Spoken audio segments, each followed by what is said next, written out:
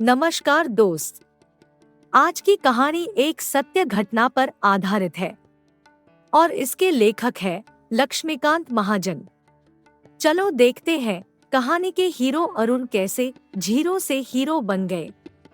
मुंबई, भारत के बहुरंगी बहुआयामी मायानगरी शहर में आज छात्र छात्राएं, उनके माता पिता और शिक्षक एसएससी बोर्ड परीक्षा परिणामों पर चर्चा करते हुए खुशी खुशी स्कूलों, सड़कों, होटलों, बगीचों आदि में घूम रहे हैं। माहौल में गजब का उत्साह था। हालांकि भीड़ से दूर अरुण नाम का एक युवा लड़का समुद्र के पास एक चट्टान पर अकेला बैठा था। शिक्षक दीपक अपने स्कूटर पर घर जाते समय अरुण के उदास व्यवहार को देखता है और सोचता है कि वह इतने महत्वपूर्ण दिन घर क्यों नहीं गया। उसे इस बात की उत्सुकता हुई। दीपक सर ने अरुण से संपर्क किया और धीरे से पूछा, अरुण, तुम अभी तक यहाँ क्यों हो? सब ठीक तो है ना? अरुण ने आह भरी और अश्रुपूरित नेत्रों से शिक्षक की ओर देखा। सर, मैं घर नहीं जाना चाहता। मुझे परीक्षा में बहुत कम अंक मिले हैं और मुझे लगता है कि मेरे लिए कोई उम्मीद नहीं बची है। मेरे माता पिता चाहते हैं कि मैं एक इंजीनियर, डॉक्टर या कलेक्टर बनूं, लेकिन अब यह असंभव है। ये देखो मेरा मार्कशीट।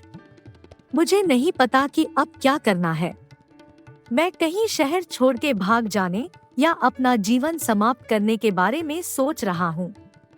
अरुण के निराश शब्द सुनकर दीपक सर का हृदय द्रवित हो उठा। उन्हें पता चला कि स्थिति में तुरंत हस्तक्षेप करना पड़ेगा और अवसाद से पीड़ित इस युवा लड़के अरुण को मार्गदर्शन और आश्वस्त करना होगा। तसल्ली देने वाले शब्दों में उन्होंने अरुण को समझाया कि उनकी योग्यता केवल उनके परीक्षा परिणामों से निर्धारित नहीं होती है।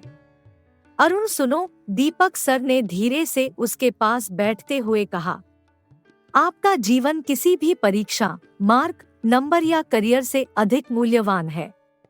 माता पिता को अपने बच्चों से बहुत उम्मीदें होती हैं, लेकिन वे बच्चों से बहुत प्यार भी करते हैं। मुझे पहले उनसे बात करने दें।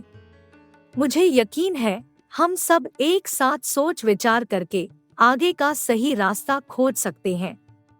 दीपक सर के दयालु शब्दों से प्रभावित होकर अरुण उसके साथ घर जाने के लिए तैयार हो जाता है। वे दोनों अरुण के घर पहुंचते हैं। दीपक सर चुपचाप अरुण के पिता के पास बैठे, जो अरुण की प्रतीक्षा कर रहे थे और चिंतित थे। दीपक सर ने उनसे एक सरल लेकिन बहुत गंभीर प्रश्न पूछा, पिताजी और अरुण की माँ, आपको क्या लगता है कि सबसे महत्वपूर्ण क्या है? आपके बच्चे का सुखी जीवन, उसका अस्तित्व जीना या सिर्फ उसके एग्जाम के बढ़िया अंक और शैक्षणिक सफलता? हैरान माता पिता ने दीपक सर और अरुण पर चिंतित नजर डाली। उन्हें स्थिति की गंभीरता का आभास हो गया। अरुण की चिंता ने उसकी आंखों में आंसू ला दिए। उन्होंने दीपक सर से कहा, हम वादा करते हैं कि अरुण को उसकी इच्छा के विरुद्ध किसी भी परीक्षा में अंकों को वरीयता देने के लिए बाध्य नहीं करेंगे। हम समझ गए कि इस समय अरुण की खुशी और मानसिक स्वास्थ्य सबसे महत्वपूर्ण है। अरुण के जीवन में दीपक सर की आश्वस्त करने वाली उपस्थिति बनी रही। वे कभी कभी अरुण की प्रगति की निगरानी करने के लिए उनके घर जाते थे और मार्गदर्शन और प्रेरणा प्रदान करते थे।